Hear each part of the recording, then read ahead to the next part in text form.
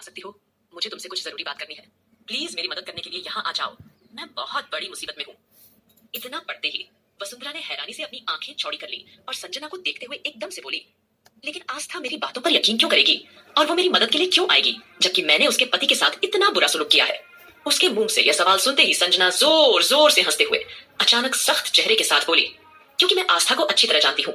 वो एक नंबर की इमोशनल फुल है। अगर तुमने उसे अपनी बातों से इमोशनल कर दिया तो वो तुम्हारी बातों में फंस जाएगी और तुम्हारी मदद करने के लिए जरूर आएगी।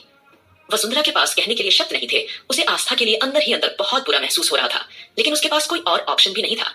उसने फैसला किया कि वो संजना की हर बात मानेगी, क्योंकि अगर उसने संजना को मना कर दिया तो वो उसके बेटे वीर को जान से मार डालेगी। संजना उससे पहले ही यह बात साफ कर चुकी थी कि अगर वसुंधरा और वीर ने उसकी कोई बात नहीं मानी तो वो दोनों माँ बेटे को खत्म कर देगी। वैसे भी अरमान सिंघानिया उन्हें घर से बाहर निकाल चुका था और उसके बाद उनके साथ क्या होता है क्या नहीं, इससे किसी को भी फर्क नहीं पड़ने वाला था। और अगर संजना उन्हें मार भी देती किसी को कुछ पता भी नहीं चलता। वहीं दूसरी ओर अभिमान जी का दिल आज बिल्कुल भी नहीं लग रहा था। सुबह सुबह ही वो पंडित जी नानी माँ के साथ मिलकर सारी तैयारियां करवा चुके थे। उन्होंने पंडित जी से भी बात कर ली थी, इसलिए वे भी सुबह ही आ गए थे। नामकरण की सारी विधियां शुरू हो चुकी थी। सभी ने अच्छे से नहा धोकर तैयार हो चुके थे और सब पूजा की तैयारी में लगे हुए थे। लेकिन अभी तक आस्था और अरमान का कोई अता पता नहीं था। वह दोनों अभी तक कमरे से बाहर नहीं आए थे। सुबह 8 बजे ही पूजा का मुहूर्त था और आस्था अरमान की बाहों में गहरी नींद सोई हुई थी। कई दिनों से अरमान का दिल भी बेचैनी से भरा हुआ था और वो रातों को ठीक से सो नहीं पाता था। लेकिन आज आस्था के करीब होने पर उसे भी सुकून की नींद आ गई थी। नानी माँ ने सोचा कि अब जाकर आस्था को जगा देना चाहिए, लेकिन रश्मि ने इशारे से उन्हें मना कर दिया। अभी नहीं, अगर वो दोनों साथ में हैं तो हमें उन्हें डिस्टर्ब नहीं करना चाहिए। इस पर सबने एक दूसरे की तरफ सहमति से देखा। वहीं दूसरी ओर अरमान के रूम में आस्था के फोन पर अचानक घंटी बजने लगी और उसकी नींद उसकी आवाज से खुल गई। फोन किसी और का नहीं बल्कि वसुंधरा का ही था। जैसे ही फोन की घंटी बजी वैसे ही आस्था कसमस आकर उठकर बैठ गई और उसके साथ ही अरमान भी उठ गया।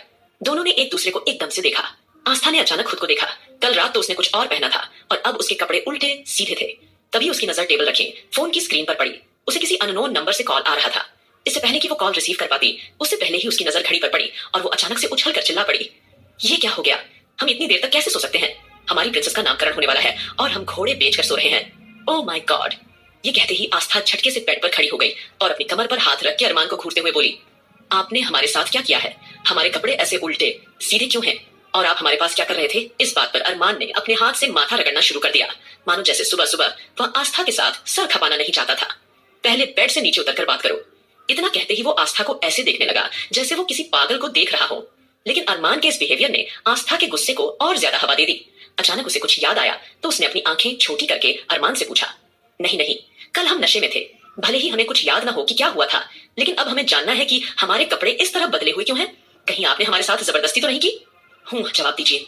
ये आस्था का सवाल नहीं, सीधा इल्जाम था, जिसे सुनकर अरमान को समझ ही नहीं आ रहा था कि वह उसे क्या जवाब दे। उसने बात घुमाते हुए सख्त आवाज में कहा, देखो, अपनी फालतू की बकवास बंद करो। हमें पहले ही बहुत लेट हो चुका है।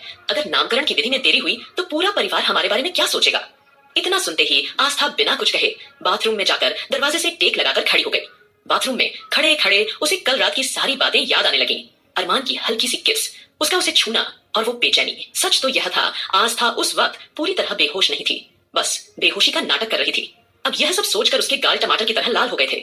जल्दी जल्दी उसने शॉवर लिया, लेकिन जल्दबाजी में वो अपने कपड़े बाथरूम में लाना भूल गई थी। इसलिए मजबूरी में उसने अरमान की शर्ट पहन ली और बाहर आ गई।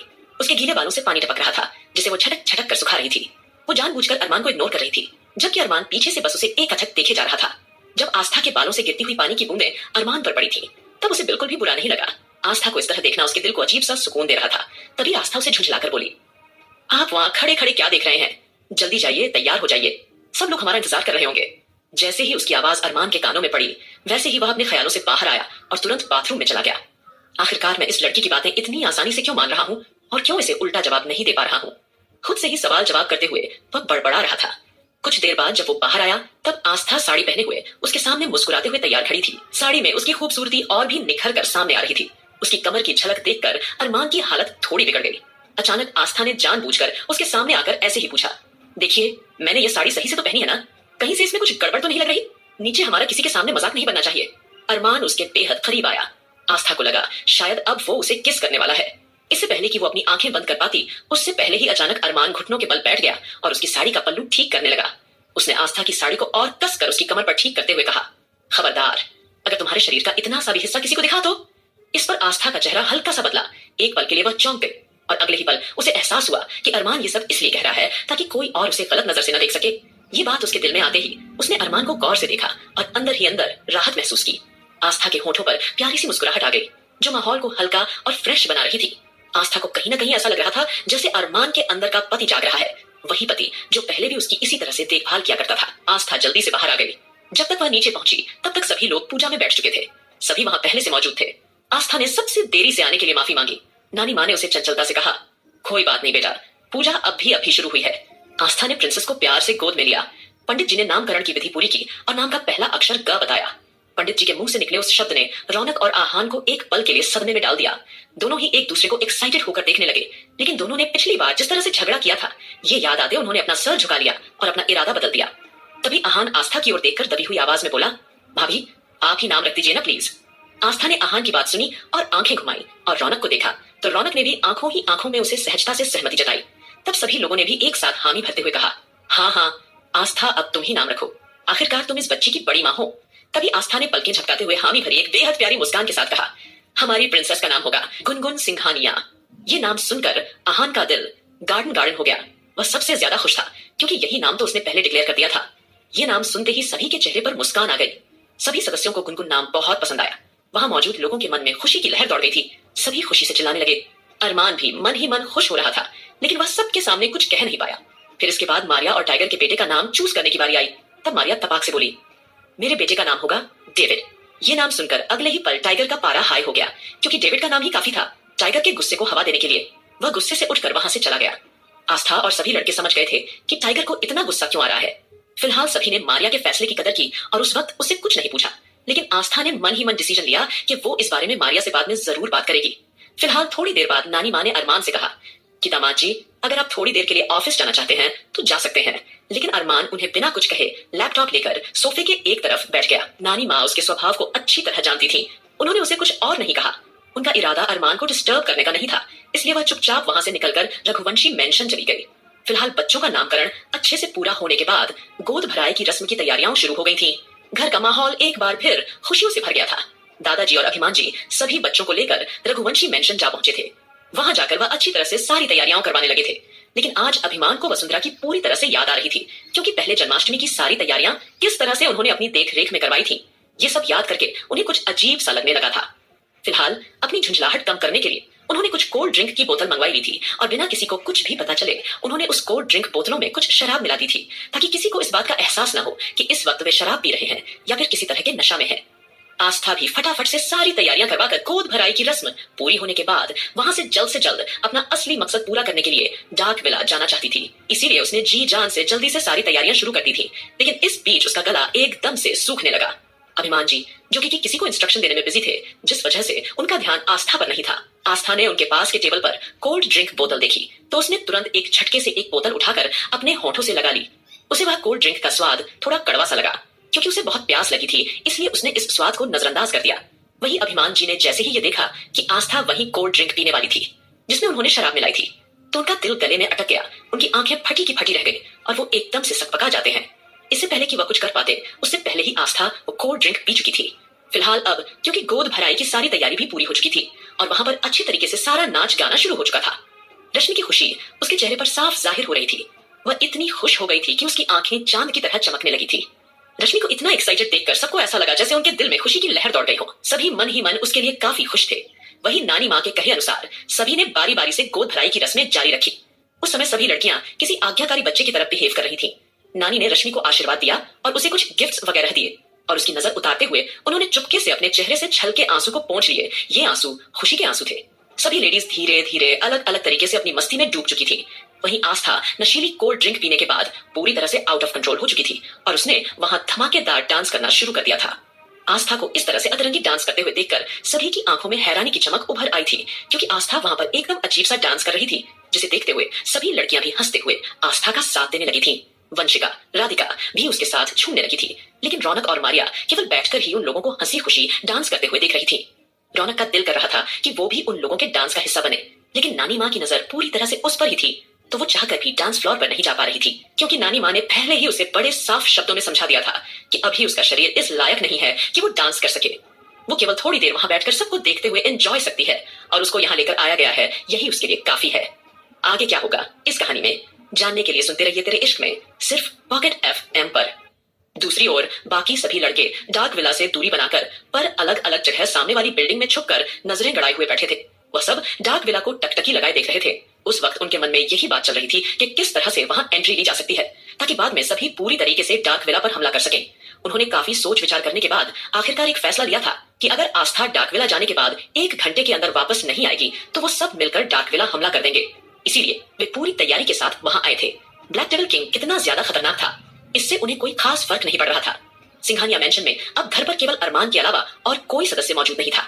अभिमान जी भी शराब के नशे में गहरी नींद में सो चुके थे और दादाजी भी इस वक्त अपने गार्डन में टहल रहे थे क्योंकि वे बच्चियों के प्रोग्राम में शामिल नहीं होना चाहते थे। वे चाहते थे कि बच्चियां दिल खोलकर मौज मस्ती करें। उन्हें ये बात भी अजीब लग रही थी कि अभिमान उनके पास अब तक क्यों नहीं आए, हालांकि उन्हें पता था कि अभिमान जी को संभलने में थोड़ा समय लगेगा। वही अरमान जिसे काफी भूख लग रही थी, उसे नानी माँ ने पहले कहा भी था कि वो सबके साथ खाना खा ले या फिर ऑफिस चले जाए, वह यहाँ अकेले बैठे बोर हो जाएगा। लेकिन अरमान ने उस समय उनकी बातों को पूरी तरह से नजरअंदाज दिया था। अरमान को दूर दूर तक इस बात का कोई अंदाजा नहीं था। नामकरण के बाद बाकी सभी लड़के तो ऑफिस के बहाने से वहां से डार्क विला के निकल गए थे। अब अरमान के मन में यही बात चल रही थी कि उसे अभी तक खाने के लिए क्यों नहीं बुलाया गया, क्योंकि उसे बहुत जोरों की भूख लग रही थी। जैसे ही अरमान ने अपने लैपटॉप से सिर उठाया वैसे ही उसे इस बात का एहसास हुआ कि पूरा का पूरा मेंशन खाली पड़ा हुआ है और वहां चुभने वाला सन्नाटा पसरा हुआ था। ये महसूस करते ही अरमान का चेहरा हल्का सा बदला और वो थोड़ा हैरान हो गया क्योंकि खामोशी भरा माहौल अरमान को बेचैन कर गया था। तभी अचानक उसके कानों में रघुवंशी मेंशन से चुभती आवाजें सुनाई देने लगी क्योंकि वहां पूरे फुल वॉल्यूम में डीजे बज रहा था। असल में सभी लड़कियां चाहती थी कि बिना किसी रोक टोक के तेज आवाज में डीजे बजा जाए क्योंकि अरमान को सिंघानिया मेंशन में शोर शराबा पसंद नहीं था। इसीलिए उन्होंने गोद भराई कि रस्म के लिए रघुवंशी मेंशन को चुना था ताकि वह सब बिना किसी रोक टोक के खुलकर एंजॉय कर सके। वही दूसरी ओर इतनी तेज म्यूजिक की आवाज सुनकर अरमान के चेहरे पर कुछ झिझक निशान दिखाई दे रहे थे और आखिर में वह झिझक उसकी झुंझलाहट में तब्दील हो गई थी और वो तेज कदमों से सिंघानिया मेंशन से बाहर निकलकर सीधे रघुवंशी मेंशन आ पहुंचा। जैसे ही अरमान ने वहां आस्था को इस तरह से टल्ली होकर नाचते हुए देखा तो वो एकदम से चौंक गया और उसकी आंखें हैरानी से चौड़ी होती चली गई। फिर वो नाखुश होकर सोचने लगा कि ये लड़की आखिर कर क्या रही है। वहीं अरमान के आने पर अचानक से सभी लोग खामोश हो गए थे। अरमान का वजूद इतना रोकदार था कि कोई भी उसे देखकर घबरा जाए, पर आस्था को तो कोई फर्क ही नहीं पड़ रहा था। वो लगातार वहां डांस कर रही थी क्योंकि उसने अभिमान जी की पूरी कोल्ड ड्रिंक की बोतल खाली कर दी थी। अभिमान जी की बातें सुनने के बाद उसका गला और दिल पूरी तरह से भर आया था और कब उसने शराब मिली हुई कोल्ड ड्रिंक की बोतल दोबारा खाली कर दी उसे खुद भी पता नहीं चला। इस समय उसके ऊपर नशा पूरी तरह से हावी हो चुका था। अब जब आस्था की नजर अरमान पर पड़ी तो वो झूमते हुए उसके बिल्कुल पास आकर खड़ी हो गई थी। अब जाकर सभी सदस्यों को इस बात एहसास हुआ कि आस्था जब से डांस रही थी तब से वो पूरी तरह से नशे में थी। सभी लेडीज आस्था को इस हालत में देखकर थोड़ी देर के लिए सन्न रह गई थी। आस्था को इतने नशे में देखकर अरमान का चेहरा अगले ही पल और भी ज्यादा कठोर हो गया था। उसकी आंखों में नाराजगी तैरने लगी थी। अरमान अब मन में बड़बड़ाया, क्या इस एंग्री बर्ड को नशा करने की आदत है? कल रात भी ये लड़की नशे की हालत में कितनी अजीब अजीब हरकतें कर रही थी और अब भी यह नशे में टल्ली होकर अजीब तरीके से नाच रही है। अब मैं इस एंग्री बर्ड का क्या करूं? इससे पहले कि अरमान उस पर अपनी भड़ास निकाल पाता उससे पहले आस्था ने आगे बढ़कर अपना सिर अरमान के कंधे पर रख लिया था। तब नानी माँ कुछ सेकंड हिचकिचाई, फिर अरमान को देखते हुए बोली, दामाद जी पता नहीं इस लड़की को क्या हो गया। जब से इसने अभिमान के साथ थोड़ी सी कोल्ड ड्रिंक पी थी तब से इसकी ऐसी हालत हो गई है। क्योंकि नानी माँ ने आस्था को अभिमान जी के साथ कोल्ड ड्रिंक पीते हुए देख लिया था जब आस्था उनसे बातें कर रही थी। फिर नानी माँ ने तुरंत वंशिका और राधिका को कुछ इशारा किया तो वह दोनों आकर रश्मि के पास खड़ी हो गई क्योंकि रश्मि आस्था के लिए काफी परेशान हो रही थी। नानी माँ की बातों पर रिएक्ट करते हुए अरमान ने कोल्ड ड्रिंक जांच पड़ताल की। तब उसे समझ आया कि उस कोल्ड ड्रिंक में पहले से ही शराब मिली हुई थी। वो समझ गया कि शायद उसके पिता ने उस कोल्ड ड्रिंक की बोतलों में शराब मिलाई थी। ये ख्याल आते ही अगले ही पल अरमान ने अपने माथे पर हाथ रख लिया। अरमान को देखकर ऐसा लग रहा था जैसे वह अपने गुस्से को दबा रहा हो। नानी माँ ने अरमान की नाराजगी भांप ली थी, इसलिए वह घबराई आवाज में चिंतित होकर बोली, लगता है इसने गलती से अभिमान वाली ड्रिंक पी ली है। आप प्लीज इसे इसके कमरे तक छोड़ाइए क्योंकि ये अब होश में नहीं है। अगर इसे कोई मामूली सी कोल्ड ड्रिंक भी पिला देना तो इसे बर्दाश्त नहीं होता और अभी तो इसने गलती से शराब पी ली है, पता नहीं क्या हल्ला काटेगी। इतना कहते ही नानी माँ बेचैन होने लगती है। इस पर अरमान ने नानी माँ को कोई जवाब नहीं दिया। सबको एक नजर घूरने के बाद वह बड़े ही एटीट्यूड के साथ आस्था को गोद में उठाकर सीधे सिंघानिया मेंशन के कमरे में ले आया। वही आस्था अरमान की गोद में आने के बाद एक बार फिर से कुछ न कुछ बड़बड़ाए जा रही। वो उसे कितनी ही सारी बातें बोले जा रही थी लेकिन अरमान ने उसे कोई जवाब नहीं दिया, बल्कि वो बड़े ही ध्यान से आस्था की सारी बातें सुन रहा था। जैसे जैसे वह आस्था के शब्द सुन रहा था वैसे वैसे उसका गुस्सा बढ़ता जा रहा था। फिलहाल वहीं दूसरी ओर सभी लड़के उस डार्क विला के सामने बैठे हुए थे। वे सभी आस्था का बेसब्री से इंतजार कर रहे थे। उन्हें देखकर ऐसा लग रहा था कि जैसे ही आस्था वहां आएंगी वैसे ही वो सब अपना काम शुरू कर देंगे। इस वक्त राजवीर जिंदल हर रोज की तरह अपनी बीवी की कब्र पर जाने के लिए निकल चुका था, और जब आस्था को लगातार कॉल और मैसेज करने के बाद भी आस्था वहां नहीं आई और उसने कोई रिप्लाई नहीं दिया, तो सब लोग पूरी तरह से घबराने लगे।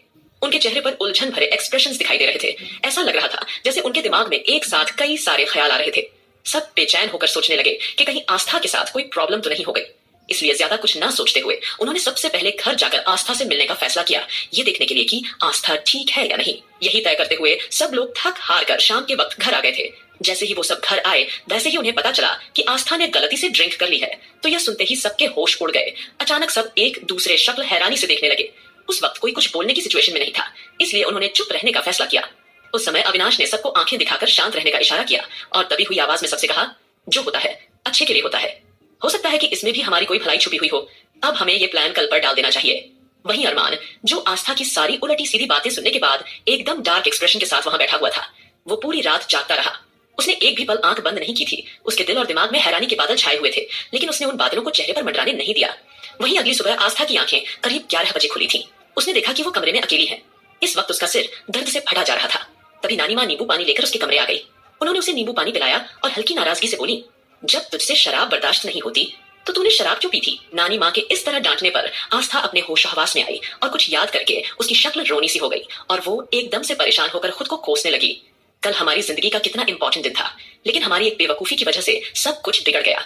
ये बोलते हुए आस्था लगभग रोने को हो गई थी, लेकिन नानी माँ ने उसे तसल्ली देते हुए कहा, जो हो गया सो हो गया, तुम्हें अब ज्यादा परेशान होने की जरूरत नहीं है। और हाँ, तेरा भैया तुझसे मिलना चाहता है। अविनाश बिटवा ने कहा है, जब तू नींद से जागे तब तू उससे मिलने के लिए सीधे स्टडी रूम में चली आना। अब जैसे ही आस्था ने नानी के मुंह से इस तरह की बातें सुनी, तो वैसे ही वो फटाफट से फ्रेश होकर स्टडी रूम में पहुंच गई थी। उसे पता था कि अब तक अरमान ऑफिस के लिए निकल चुका होगा। वहीं स्टडी रूम में पहुंचने के बाद उसने देखा कि सब लोग वहीं मौजूद थे। आस्था को लगा कि सभी उससे नाराज होंगे, क्योंकि वे सब लोग कल पूरी तैयारी के साथ डार्क विला गए थे और उसकी वजह से उनका सारा प्लान चौपट हो गया था।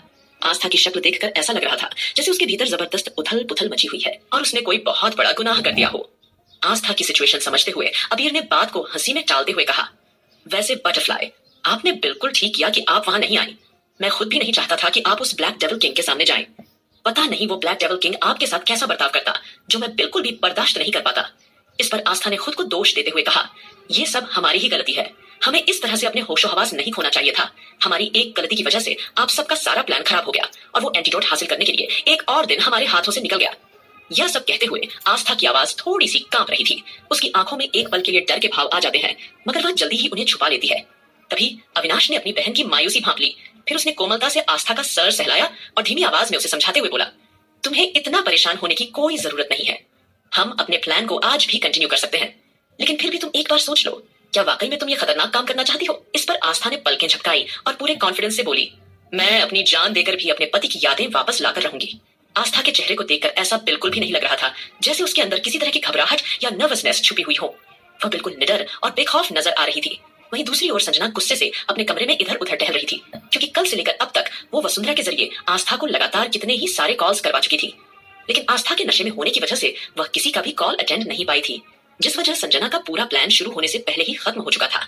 इस वक्त उसके दिल में जहर ही जहर भरा हुआ था। वह किसी नागिन की तरह फुफकार रही थी और अपनी आंखें बंद करके वह गुस्से से आस्था को कोसने लगी थी। कोई इंसान इतना ज्यादा लकी कैसे हो सकता है, क्योंकि उसे पूरा यकीन था कि वसुंधरा की इमोशनल लाइन सुनकर आस्था खुद को वसुंधरा से मिलने से रोक नहीं पाएगी और उससे मिलने जरूर आएगी।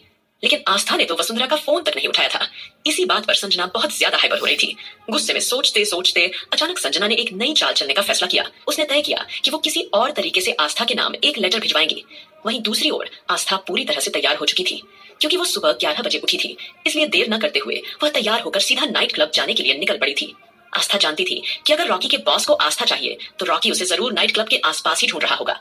वहीं दूसरी ओर रॉकी पिछले 48 घंटों से चैन से एक पल भी नहीं बैठा था। उसके बॉस ने उसे बहुत बेरहमी से धमका दिया था, जिस वजह से वह काफी डरा हुआ था। अब अगर आज भी उसे आस्था नहीं मिली तो उसका बॉस उसके साथ क्या सुलूक करेगा, ये सोचकर ही उसके माथे पर पसीने छूट रहे थे। आज आस्था को ढूंढने की उसकी आखिरी डेडलाइन थी। इसी वजह से उसने क्लब के आसपास पागलों की तरह अपने आदमियों को लगा रखा था, ताकि कहीं से भी उसे आस्था की एक झलक मिल जाए, क्योंकि अगर आज आस्था नहीं मिली तो सम्राट के हाथों से उसकी मौत पक्की थी। वो बार बार परेशान होकर यही सोच रहा था कि आखिरकार वो लड़की इस तरह गायब कैसे हो सकती है। सिटी की सारी फुटेज भी उसी दिन की कैसे गायब हो गई।